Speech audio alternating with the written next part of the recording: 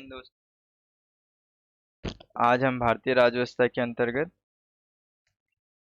ये भाग 8 जो हम लोग देख रहे थे, गैर संवैधानिक निकाय, जिसको हम लोग चैप्टर 59 हम लोग आज पढ़ेंगे। इसमें हम लोग लोकपाल और लोक आयुक्त के बारे में हम लोग को ये जानना है, ठीक है। अब तक का हमारा ये जो गैर संवैधानिक निकाय है ना, उसमें ये जो लोकपाल और लोक आयुक्त है, ये सबसे मोस्ट इम्पॉर्टेंट है, ठीक है। इसको हम लोग को बहुत अच्छे से पढ़ना है। अभी तक जो भी एग्ज़ाम आने वाला है, बहुत ज़्यादा ये करंट में भी रह रहा है, क्योंकि अभी ये तत्काल में ये जो एक तरीके से ये जो निकाय है, इसका गठन हुआ है 2014 में।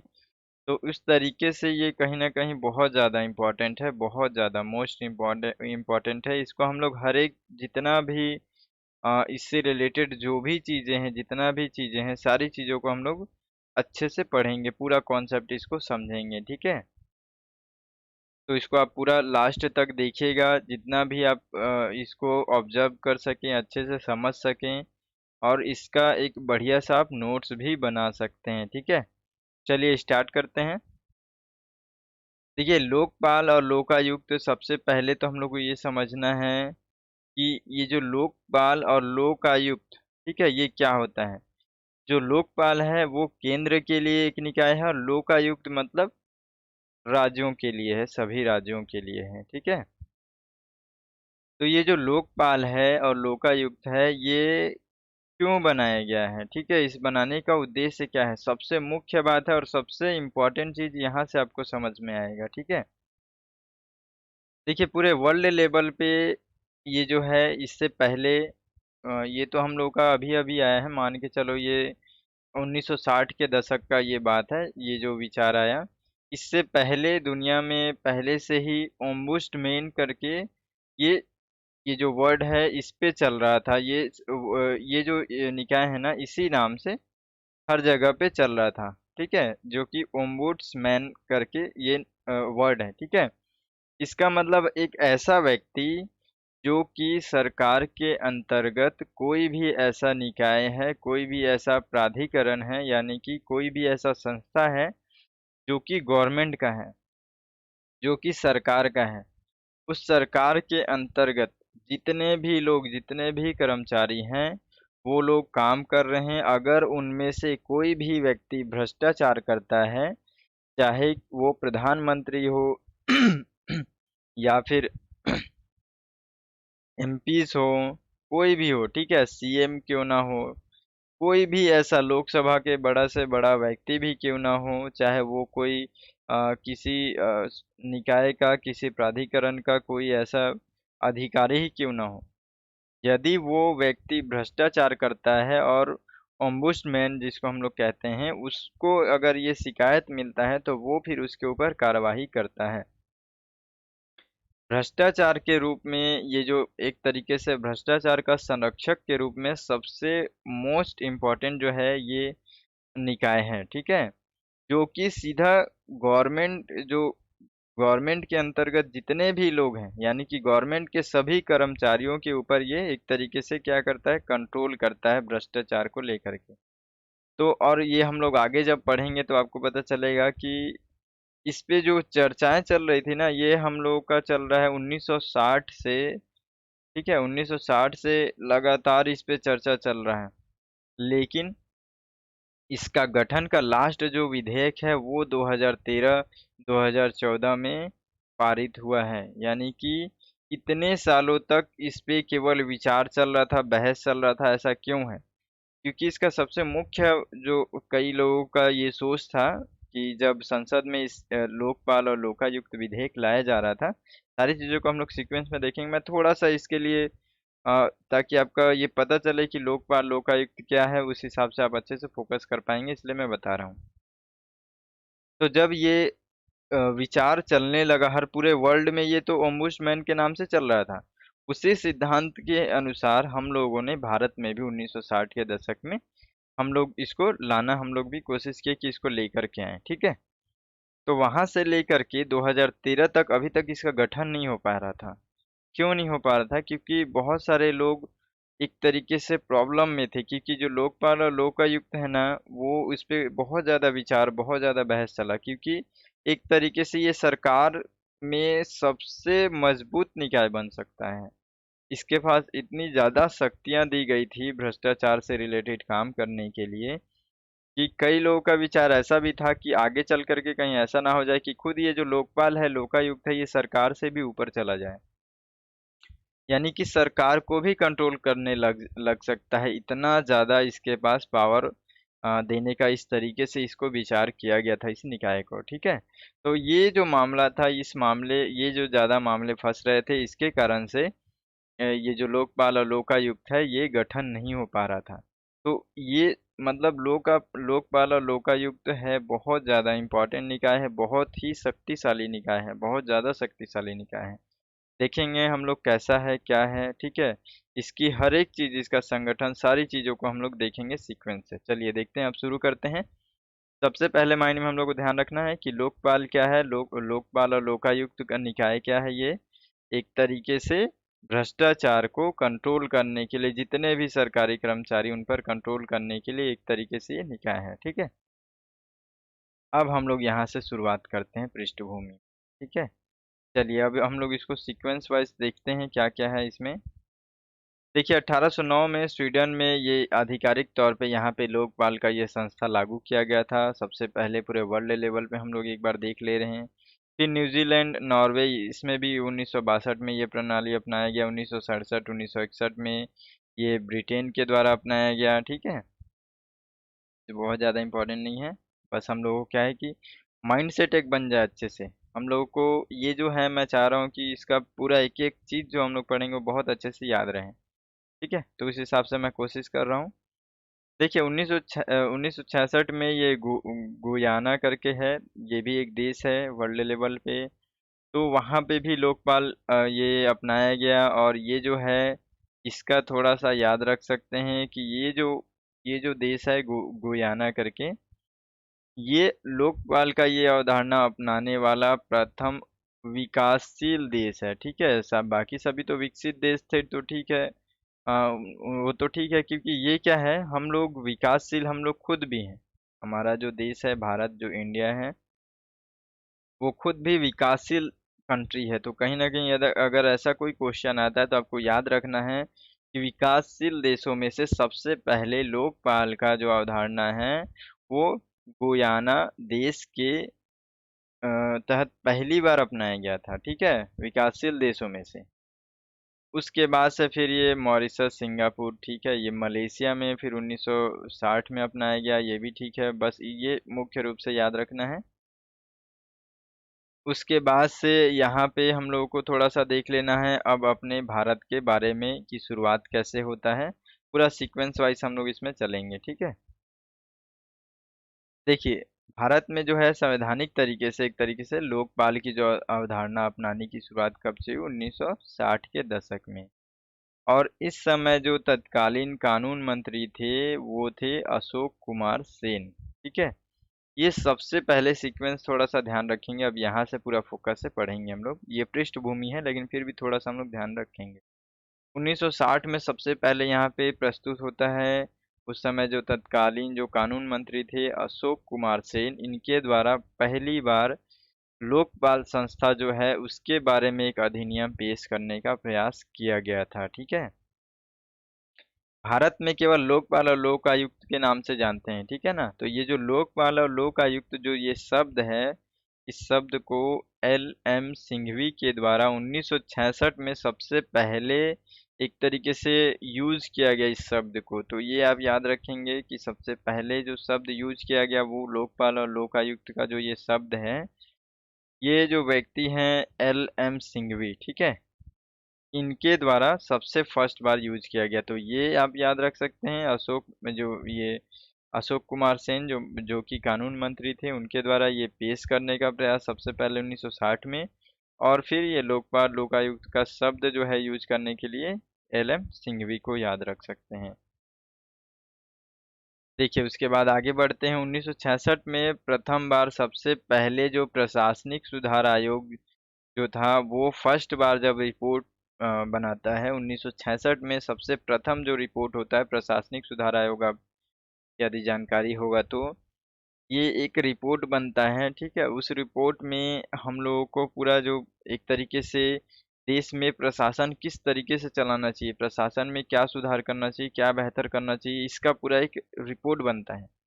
उस हिसाब से फिर आगे चल कर के संसद या फिर और भी गवर्निंग बॉडी वो लोग उस बातों पे विचार करके एक तरीके से कानून बनाना या फिर कोई प्लान करना, ये सारी काम करते हैं, ठीक है। तो जो 1966 में सबसे पहले जो प्रशासनिक सुधार आयोग था वो पहली बार ये जो ये जो एक पद है जो लोकपाल और लोकायुक्त है, इसके बारे में ये भी यहाँ पे कहती है कि हाँ एक ऐसा जो बॉडी होना चाहिए जो कि भ्रष्टाचार के लिए पूरी तरीके से कंट्रोल रखे। तो ये भी आप ध्यान रख सकते हैं। ये हम लोग एक पृष्ठभूमि पढ़ रहे हैं कैसे कैसे लोकपाल का जो है वो गठन से पहले का जर्नी कैसा रहा है, उसी को हम लोग देख रहे हैं। फिर आता है 1968। 1968 में लोकपाल बिल लोकसभा में पेश किया गया यहाँ पे, ठीक है। लेकिन क्या हुआ कि उस समय ये जो लोकसभा था विघटन हो गया। ये 1968 का समय है, ठीक है। आपको याद होगा इस समय क्या था, इसी समय आपातकाल का समय था, बहुत ज़्यादा इस समय सिचुएशन में प्रॉब्लम था। तो वो क्या हुआ, बिल तो पेश किया गया लोकसभा में लेकिन लोकसभा ही विघटित हो गया, बीच में ही काम बंद हो गया। तो उसके कारण से क्या हो गया, ये बिल फिर से लटक गया बीच में। अब देखिए 2002 आता है। उस समय एम एन वेंकट चलैया ये थे उस समय। इनकी अध्यक्षता में क्या हुआ कि एक तरीके से संविधान की काम का समीक्षा करने के लिए एक आयोग का गठन किया गया। उस आयोग के द्वारा भी लोकपाल लोकायुक्त की नियुक्ति के लिए सिफारिश किया गया, तो थोड़ा सा और इसमें दबाव बढ़ा आगे चल करके, ठीक है। फिर 2005 में आया, ये आया वीरप्पा मोइली की अध्यक्षता में। यहाँ पे फिर से प्रशासनिक सुधार आयोग का सिफारिश यहाँ पे भी किया गया कि जो लोकपाल और लोकायुक्त जो है ये जो इनकी एक तरीके से नियुक्ति की जानी चाहिए, ये बहुत ज़्यादा इम्पोर्टेंट है। इस तरीके से आगे बढ़ता है सब मामला। फिर 2011 में फिर से लोकपाल लोक विधेयक का ये प्रस्ताव के लिए जांच करने के लिए प्रणब मुखर्जी की अध्यक्षता में फिर से एक मंत्रियों का एक समूह का एक गठन किया जाता है उस पे एक तरीके से विचार करने के लिए। वहां पे भी ये सारी चीजों पे बात चलती हैं लेकिन फिर भी कुछ नहीं हो पाता। लेकिन हाँ, अब क्या है कि लगातार देखिए जो 66 1968 में, 2002 में, 2005 में, 2011 में, तो कहीं कहीं कहीं ना कहीं अब लोकपाल और ये जो लोकपाल विधेयक है ये अब बहुत ज़्यादा फोर्सफुल हो गया। ऐसा हो जाता है कि अब उसको सरकार को किसी न किसी तरीके से उसका जो विधेयक है पारित करना पड़ेगा, उसका गठन करना पड़ेगा अब। तो आगे अब क्या होता है, इसी समय अन्ना हजारे जी का इसी समय जो समय रहता है जो कि बहुत ज़्यादा इस समय आंदोलन करते हैं वो, ठीक है, 2011-12 के आसपास।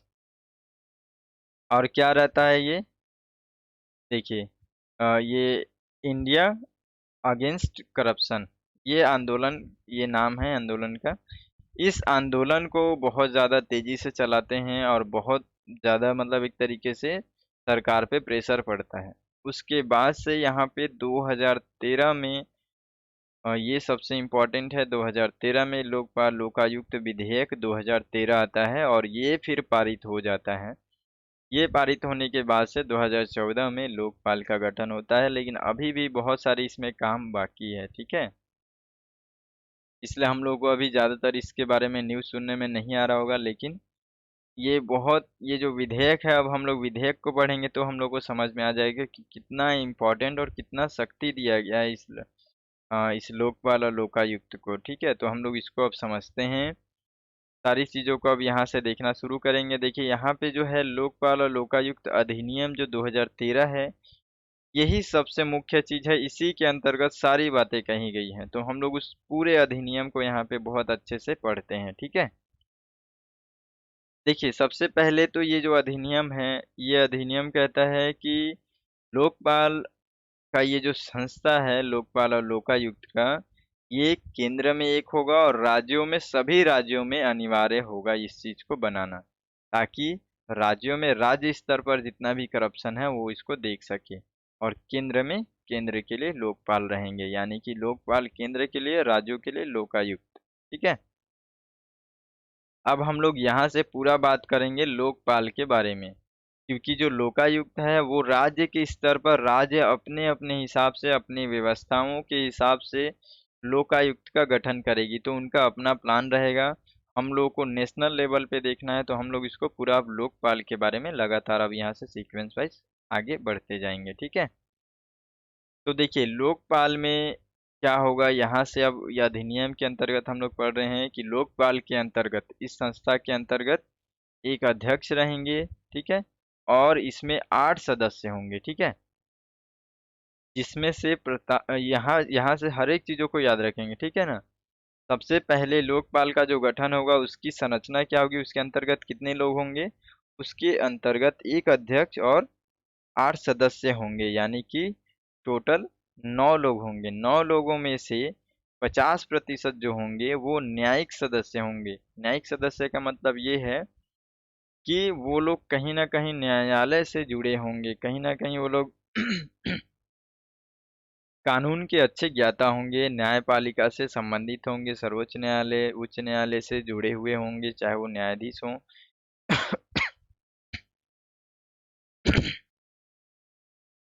तो वो लोग जुड़े रहेंगे उससे। ठीक है। हो सकता है थोड़ा सा समय लगे, मैं इसमें बहुत ज़्यादा, बहुत ही कोशिश कर रहा हूँ कि इसको मैं बहुत अच्छे से करूँ, क्योंकि ये बहुत इंपॉर्टेंट चैप्टर है। ठीक है। ये लोकपाल लोकायुक्त बहुत ज़्यादा इंपॉर्टेंट है। अगर एक बार इसको बेसिक अच्छे से समझ लेंगे ना, फिर आपको हमेशा ये काम आएगा। तो मैं भी यही कोशिश कर रहा हूँ। आप भी थोड़ा सा धैर्य रख करके अपना तैयारी अच्छे से करने के लिए पूरा वीडियो देख सकते हैं, लाइक कर सकते हैं, थोड़ा सा कमेंट करके बता सकते हैं जो मेहनत है वो सही में आपका काम आ रहा है कि नहीं आ रहा है। ठीक है। तो अब यहाँ से हम लोग लोकपाल के बारे में देखना शुरू कर रहे हैं, जिसमें से लोकपाल के अंदर 9 लोग होंगे, जिसमें से एक अध्यक्ष रहेंगे। ठीक है। इसमें एक अध्यक्ष रहेंगे और 8 सदस्य रहेंगे। इनमें से 50% जो होंगे न्यायिक सदस्य होंगे, 50% जो होंगे गैर न्यायिक सदस्य होंगे। गैर न्यायिक सदस्य होने का मतलब ये है, देखिए टोटल पूरा 9 सदस्य है। ठीक है। 9 सदस्य में से 50% जो रहेंगे, यानी कि 8 सदस्य मान लो, आठ अध्यक्ष तो उसमें रहते ही हैं, रहेंगे वो भी। ठीक है। तो जो 50% जो रहेंगे वो लोग कहाँ से रहेंगे, वो लोग रहेंगे एससी, एसटी, ओबीसी, अल्पसंख्यक और महिला। ठीक है। यानी कि इस क्षेत्र से, न्यायिक क्षेत्र के तो हो गए। ठीक है। न्यायिक क्षेत्र के हो गए। अब जो 50% बचे हुए हैं वो गैर न्यायिक सदस्य होंगे, तो वो लोगों का भी क्षेत्र डिसाइड है। ऐसे व्यक्ति जो कि एसटी, एससी, ओबीसी के कल्याण से जुड़े हुए काम करते हों, या उनका जो भी काम है उसको देखते हों, उसके अधिक अच्छा जानकार हों, सोशल वर्कर हों, एक तरीके से उस सेवा में लगे हुए हों, और एक महिला भी होनी चाहिए। तो ये सारे जो लोग होंगे ये भी बहुत अच्छे से प्रतिष्ठित यहाँ पे रहेंगे। ठीक है। तो सबसे पहले यहाँ पे याद रखना है 50% न्यायिक, 50% गैर न्यायिक। ठीक है। एक एक बात यहाँ पे याद रखना है आपको, एक एक बात। मैं समय लगेगा लेकिन मैं इसको फोर्सफुली अच्छे से इसको मैं चाह रहा हूँ कि आपको समझ में आ जाए। ठीक है। अब देखिए सबसे पहले हम लोग देखते हैं योग्यता। तो यहाँ पे जो योग्यता रहेगा, अध्यक्ष का जो योग्यता होगा वो क्या होगा, तो जो अध्यक्ष रहेंगे उनकी योग्यता रहेगा यहाँ पे भारत के जो पूर्व मुख्य न्यायाधीश हो सकते हैं। यानी कि ऐसा व्यक्ति अध्यक्ष के लिए जो नियुक्त होगा वो कैसा व्यक्ति होगा, या तो भारत का मुख्य न्यायाधीश होगा, या फिर सर्वोच्च न्यायालय का भूतपूर्व न्यायाधीश होगा, या फिर गैर न्यायिक सदस्य होगा। यहाँ पे इनकी योग्यता याद रखेंगे कि जो लोकपाल है, लोकपाल का जो अध्यक्ष होगा वो क्या होगा, कैसा होगा। भूतपूर्व मुख्य न्यायाधीश हो सकता है कोई भी, जो कि इस योग्यता को पूरा फुलफिल करे। ठीक है। या फिर सर्वोच्च न्यायालय का भूतपूर्व न्यायाधीश हो सकता है, या फिर मुख्य न्यायाधीश, या फिर न्यायाधीश। ठीक है। या फिर गैर न्यायिक सदस्य। ये हो गया आपका अध्यक्ष के बारे में कि अध्यक्ष की क्या योग्यता रहेगी। अब यहाँ पे देखते हैं कि न्यायिक सदस्य की क्या योग्यता रहेगी, देखते हैं। ठीक है। देखिए जो न्यायिक सदस्य होगा वो सर्वोच्च न्यायालय का पूर्व न्यायाधीश होगा, या फिर उच्च न्यायालय का पूर्व मुख्य न्यायाधीश होगा। सर्वोच्च न्यायालय सुप्रीम कोर्ट का कोई भी ऐसा न्यायाधीश जो होगा वो अगर योग्य होगा तो वो इसका सदस्य बन सकता है लोकपाल का, या फिर हाई कोर्ट जो कि राज्यों में होते हैं, हाई कोर्ट के अंतर्गत जो मुख्य न्यायाधीश होगा, जो कि अपना सेवा दे चुका होगा, सेवानिवृत्त होगा, वो जो यहाँ पे उसके वो जो है वो सदस्य यहाँ पे लोकपाल का बन सकता है। अब हम लोग देखते हैं गैर न्यायिक सदस्य जो होगा उसकी योग्यता क्या हो सकती है। देखिए, भ्रष्टाचार विरोधी नीति ऐसा कोई व्यक्ति या फिर लोक प्रशासन से सतर्कता, बीमा और बैंकिंग, कानून प्रबंधन सहित वित्त से संबंधित मामलों में त्रुटिहीन, सत्यनिष्ठा और उत्कृष्ट क्षमता वाला एक प्रतिष्ठित व्यक्ति जिसके पास विशेष ज्ञान और उसका जो एक तरीके से अनुभव हो, कम से कम 25 वर्षों का अनुभव होना चाहिए, विशेषज्ञता होनी चाहिए किसमें, इस फील्ड में। यानी कि जो 50% जो होंगे जो गैर न्यायिक सदस्य होंगे, गैर न्यायिक सदस्यों में से उनके अंतर्गत क्या क्वालिटी होनी चाहिए, ये भ्रष्टाचार से, लोक प्रशासन, सतर्कता, बीमा, इन सब में उनका बहुत ही अच्छा समझ होना चाहिए, और वो भी उनकी कितनी विशेषज्ञता कितनी होनी चाहिए, 25 वर्षों की होनी चाहिए। तो ये योग्यता एक एक चीज इसमें याद रखेंगे आप, ठीक है। मैं सभी को अलग अलग करके योग्यता सारी चीज इसमें जिस तरीके से बताई गई मैं उस तरीके से यहाँ पे आपको बता रहा हूँ, ठीक है। तो गैर न्यायिक सदस्य सदस्य की योग्यता क्या हो सकती है निम्नलिखित में से, इस तरीके से अगर आपको प्रश्न बन जाता है, न्यायिक सदस्य के लिए प्रश्न बन जाता है, तो आपको एकदम हर चीजों में एकदम क्लियर रखना है, ठीक है। चलिए अब देखते हैं हम लोग नियुक्ति कि जो लोकपाल होंगे, लोकपाल के अध्यक्ष और सदस्यों की नियुक्ति कैसी होगी, ठीक है। देखिए यहाँ पे क्या होगा कि जो नियुक्ति के लिए सबसे पहले खोज समिति होगी, ठीक है। यहाँ पे इसका जो लोकपाल जो संस्था है उसकी नियुक्ति भी डिफरेंट टाइप से है, तो उसको भी देखेंगे, ठीक है। इसमें खोज समिति होगा, खोज समिति के बाद से चयन समिति होगा, चयन समिति के बाद से राष्ट्रपति होंगे जो कि नियुक्त करेंगे। तो यहाँ पे हम लोग सबसे पहले देखते हैं कि खोज समिति क्या है। नियुक्ति के लिए खोज समिति गठन करेंगे। खोज समिति नाम से ही यहाँ पे पता चल रहा है, याद रखेंगे लोकपाल लोकायुक्त में ये फर्स्ट बार ये चीज आप देखे होंगे, अभी तक पढ़ रहे हैं तो इसमें एक खोज समिति भी होता है।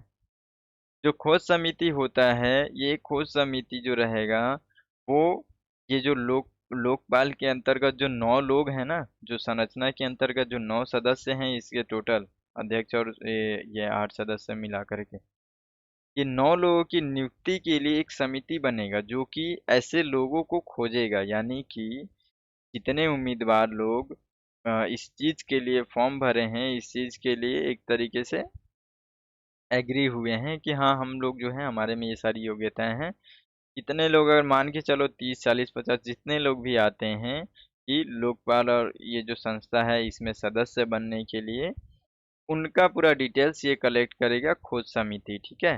देखिए खोज समिति के अंतर्गत क्या होता है, मतलब खोज समिति में ये कार्मिक एवं प्रशिक्षण विभाग जो होगा, पूरा सीक्वेंस हम लोग इसको समझ रहे हैं कि नियुक्ति का प्रोसेस कैसे होगा।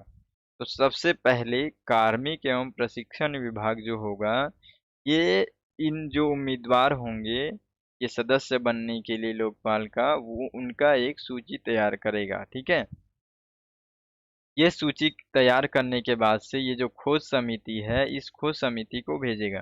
देखिए खोज समिति में 8 लोग रहेंगे, ठीक है, 8 सदस्य रहेंगे, ये भी आपको याद रखना है कि खोज समिति के अंतर्गत 8 सदस्य होंगे।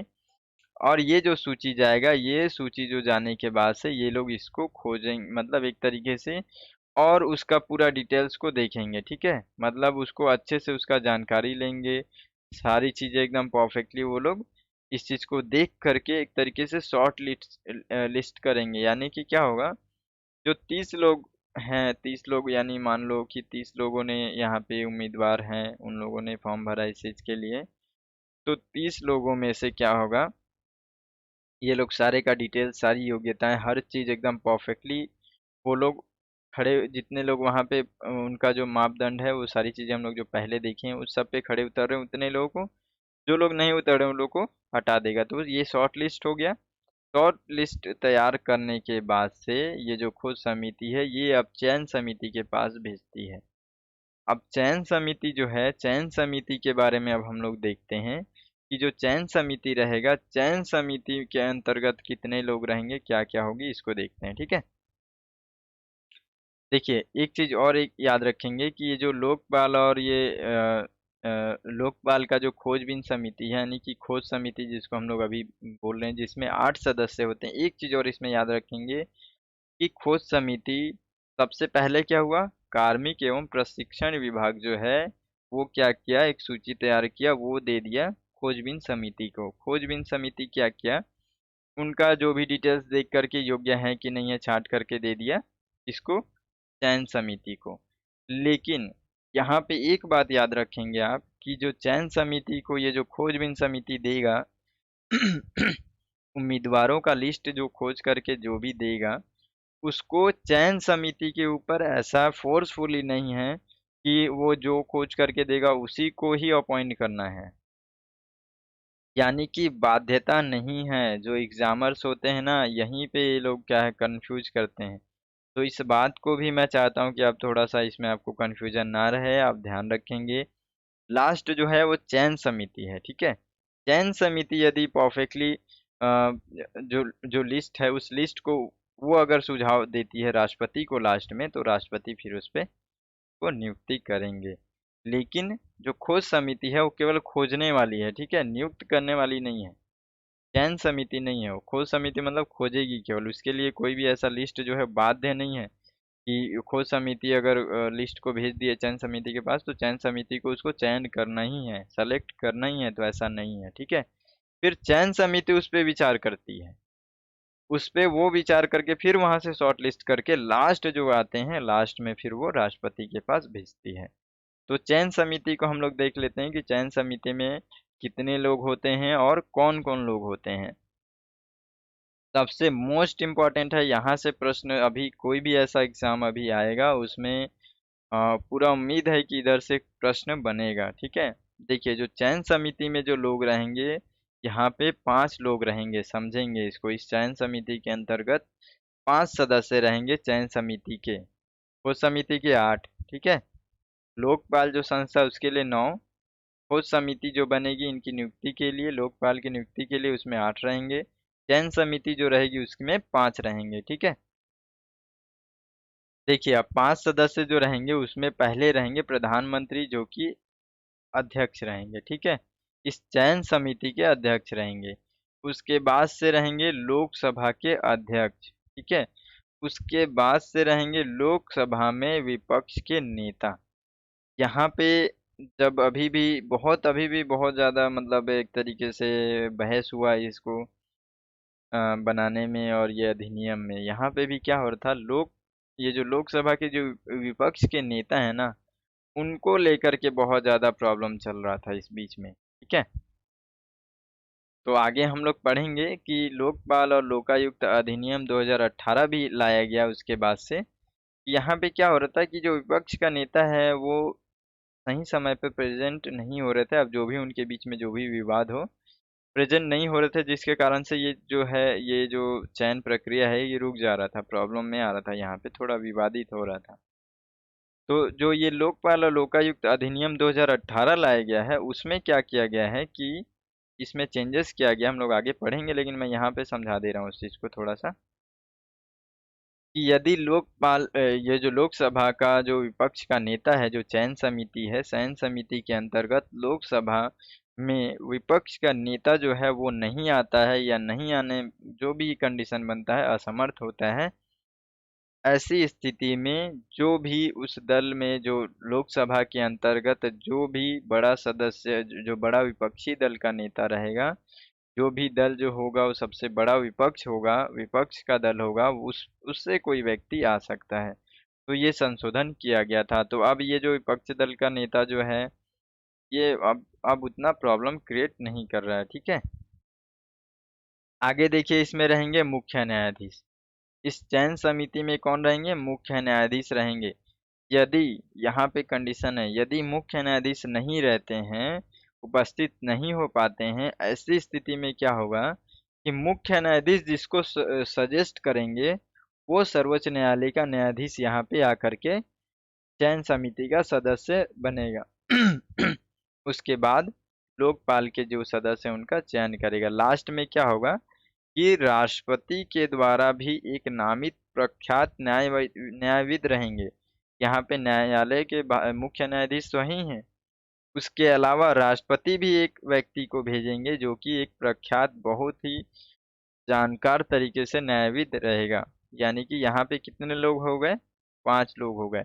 अब 5 लोग बैठ करके जो 9 लोगों को जो अपॉइंट करना है, जिसमें से एक अध्यक्ष हैं और 8 सदस्य हैं, उनके बारे में सारी डिस्कशन करेंगे और उनका लास्ट में लिस्ट तैयार करेंगे। वो राष्ट्रपति के पास जाएगा, राष्ट्रपति उनको नियुक्त कर देंगे। तो यहाँ पे ये हो गया इनको अपॉइंट करने का क्या एक सीक्वेंस वाइज जो प्रोसेस है उसको हम लोग देख लिए हैं। अब आगे थोड़ा सा देख लेते हैं, ठीक है। हो सकता है कि इसका एक पार्ट में ये कंप्लीट ना हो, क्योंकि समय भी बहुत कम है और मतलब बहुत ज़्यादा वीडियो लंबा भी हो जाएगा। लेकिन हाँ, इसका अगर दूसरा पार्ट रहेगा तो भी बहुत अच्छे से हम लोग सीक्वेंस वाइज वैसे ही आगे पढ़ेंगे, ज़्यादा अच्छा रहेगा, क्योंकि हो ज़्यादा आपको भी कंफ्यूज हो जाएंगे। इसमें बहुत सारी बातें हैं बताने के लिए, ठीक है।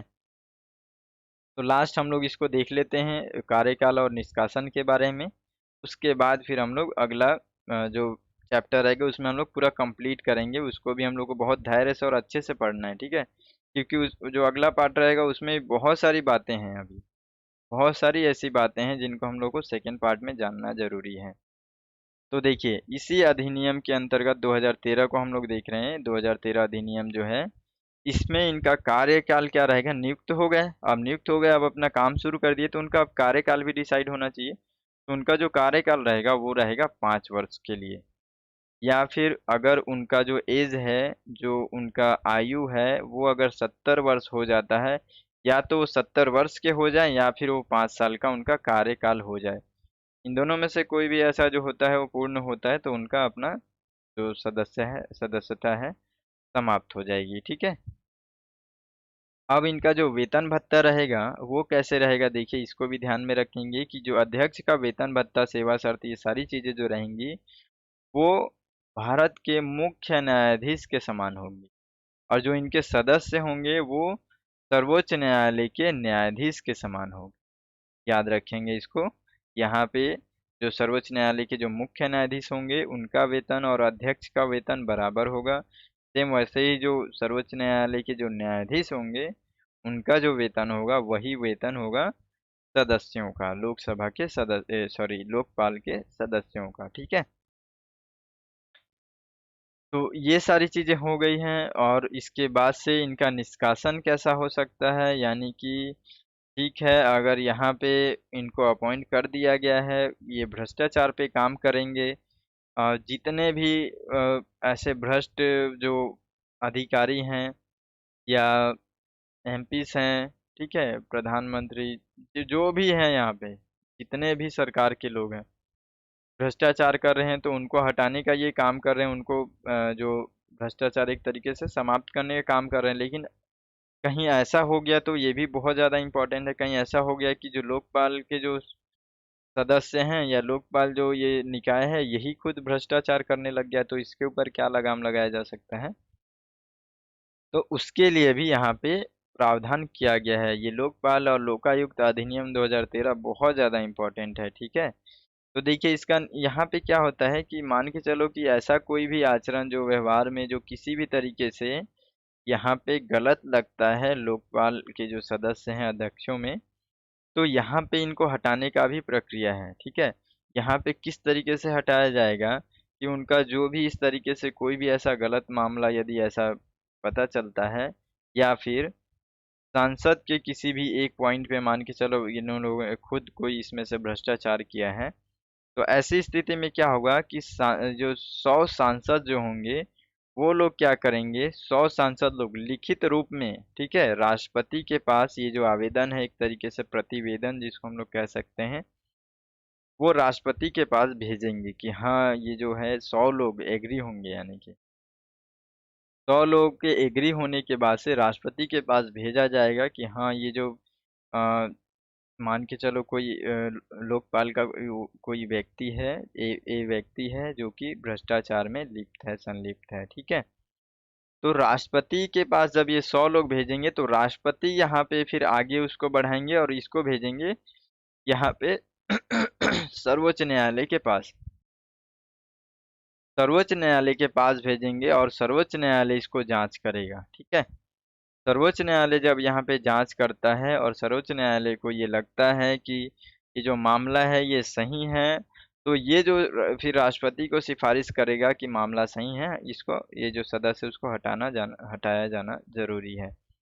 तो फिर उस सदस्य को हटा सकते हैं, या फिर सर्वोच्च न्यायालय यदि कहता है कि नहीं है तो फिर राष्ट्रपति, यानी कि सर्वोच्च न्यायालय जो भी सिफारिश करेगा वो राष्ट्रपति के लिए बाध्य होगा, ठीक है।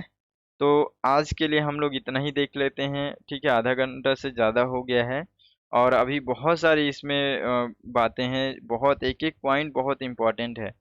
अभी तो हम लोग जो अगला चैप्टर जो रहेगा, अगला जो पार्ट रहेगा, यानी कि उसमें हम लोग अभी लोकपाल की जो असली जो शक्ति है उसको देखेंगे कि लोकपाल को ये जो बनाया गया है, ये एक संस्था भी बनाया गया है, उसको कितना बहुत अच्छे से विचार करके उसको शक्ति दिया गया है। साथ में कुछ सीमाएं भी हैं, यानी कि कुछ ऐसी जो कमियां भी हैं उनको भी देखेंगे, क्योंकि प्रश्न वहां से भी बनता है। तो हम लोग इसको काफी अच्छे से देखने वाले हैं, पूरा कंप्लीट एक एक चीज इसमें आपका कंप्लीट रहेगा, ठीक है।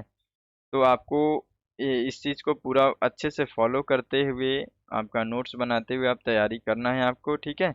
अगले दिन हम लोग इसको पूरा कंप्लीट कर लेंगे, चाहे कितना भी समय लगे। अगले दिन हम लोग इसको पार्ट 2 जो रहेगा अपना, जो अगला वीडियो रहेगा उसमें कंप्लीट करेंगे इसको, ठीक है। तो अभी के लिए इतना ही, मिलते हैं फिर अगले पार्ट में। तब तक के लिए जय हिंद।